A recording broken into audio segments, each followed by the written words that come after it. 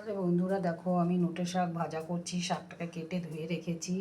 এখানে কালো জিরে ফোড়ন দেবো, শুকনো লঙ্কা, রসুন ফোড়ন দিয়ে, কাঁচা লঙ্কা দিয়ে কড়াইতে আমি তেলটা দিয়ে দিলাম। কড়াইতে আমি তেলটা দিয়ে দিলাম।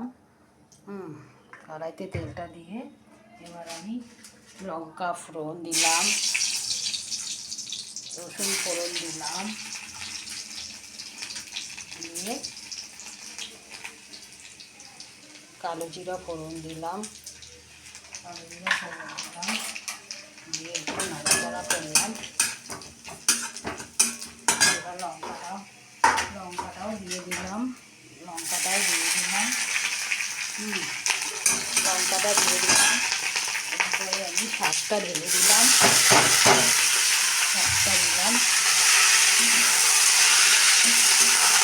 বন্ধুরা, শাক দিয়ে দিলাম। এবার আমি একটু হলুদ দিয়ে দিলাম।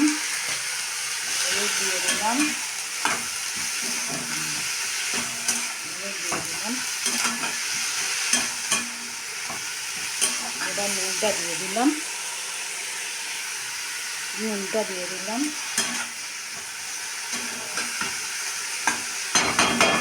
শাকটা আমার একটু নাড়াচাড়া করলেই শাকটা হয়ে যাবে।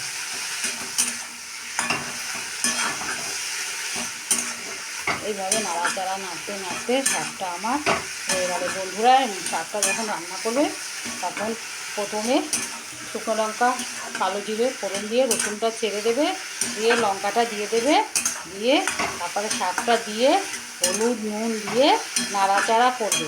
করার পরে ওই তো নাড়াচাড়া করতে আমার শাকটা হয়ে গেছে। এবার একটু চিনি দেবো।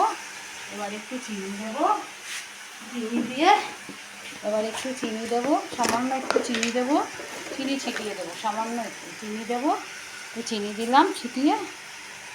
শাকটা হয়ে গেছে। শাকটা আমি একটু কাই করে রান্না করবো। হয়ে গেল আমার শাক হয়ে গেছে। শাকটা ভাজা হয়ে গেছে। তোমরা এইভাবে করবে বন্ধুরা। এইভাবে আমি আমার একটা নতুন রেসিপি নিয়ে আসবো। আবার অন্য একটা রেসিপি নিয়ে আসবো অন্য ধরনের। দেখো, তোমরা এইভাবে বানিয়ে খেও। শাকটা আমার হয়ে গেছে। শাকটা হয়ে গেছে।